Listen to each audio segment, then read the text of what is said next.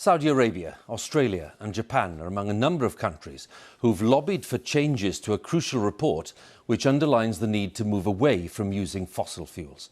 The lobbying was revealed in a leak of documents seen by the BBC. Saudi Arabia is one of the world's largest oil producers.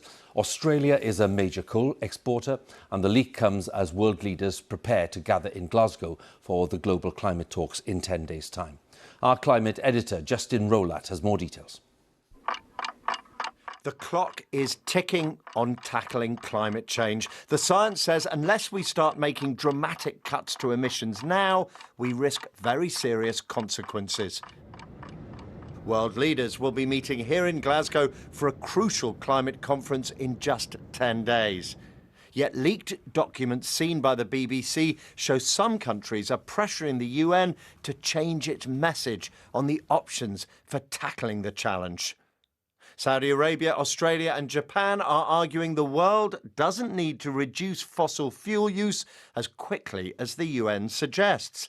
The UN says the focus for the energy sector should be actively phasing out fossil fuels. Delete this, says Saudi Arabia. One aim of the Glasgow conference is to agree an end to the use of coal, but India warns it expects it to remain the mainstay of energy production for decades. Meanwhile, Brazil and Argentina ask that the evidence that eating less meat can help cut greenhouse gas emissions be watered down.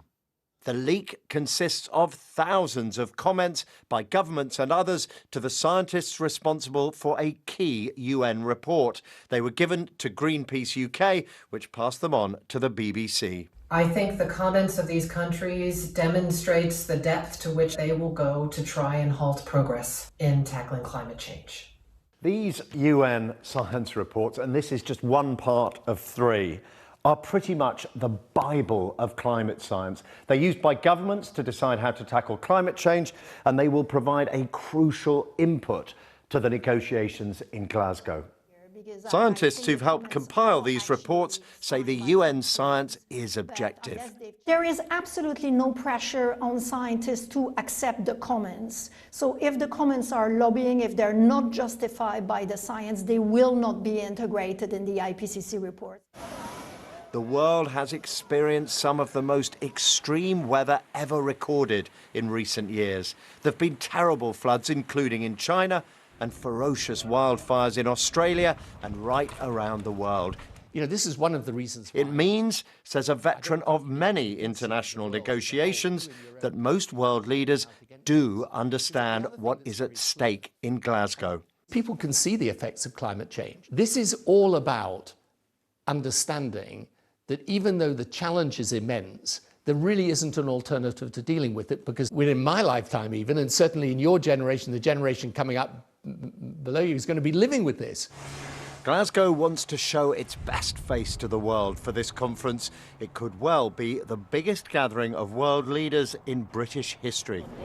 Christiana Figueres will be there. She's environmental royalty, having played a crucial role in previous climate summits. She says it is vital that governments are involved in the review process. Everybody's voice has to be there.